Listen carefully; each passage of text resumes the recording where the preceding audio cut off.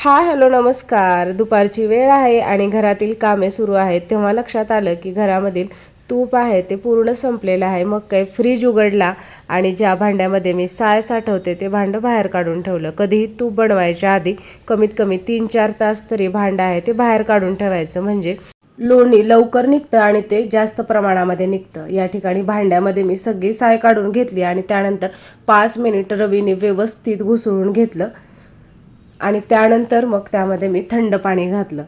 या ठिकाणी तुम्ही रवीने घुसळण्याऐवजी मिक्सरमध्ये सुद्धा लोणी काढू शकता.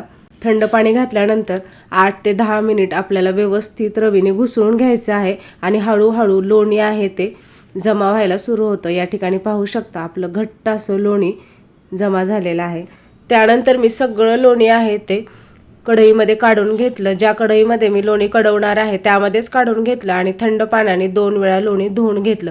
तुम्ही जर खूप दिवस साय साठवली तर लोण्याला थोडासा वास येतो, त्यामुळे 2 ते 3 वेळा लोणी धुतलं तर आपल्या तुपाला सुद्धा त्याचा वास लागत नाही. मी जास्त दिवस साय साठवत नाही त्यामुळे लोण्याला शक्यतो वास नसतो. तरीही 2 वेळा मी लोणी धुवून घेते, म्हणजे त्यातील काही ताकाचा अंश राहिला असेल तर तो सुद्धा पाण्यासोबत धुवून जातो. जेवढं आपल्या लोण्यामध्ये ताकाचा अंश कमी असेल तेवढं तूप व्हायला सुद्धा कमी वेळ लागतो. या ठिकाणी अगदी 10 मिनिटामध्येच आपलं तूप आहे ते तयार झालेलं आहे. तूप व्यवस्थित कढलं की त्यामध्ये घालायचे आहेत शेवटी 5-6 तुळशीची पाने, त्यामुळे आपलं तूप हे सुगंधी आणि सात्विक होतं. तुळशीच्या पाण्याऐवजी तुम्ही खाऊचं पानही वापरू शकता. त्यानंतर गाळणीने गाळून आपल्याला तूप डब्यामध्ये भरायचं आहे. या ठिकाणी तूप आहे ते थोडंसं कोमट असताना डब्यात भरायचं आणि त्याचं झाकण लगेच लावायचं, म्हणजे आपलं तूप आहे ते रवाळ होतं.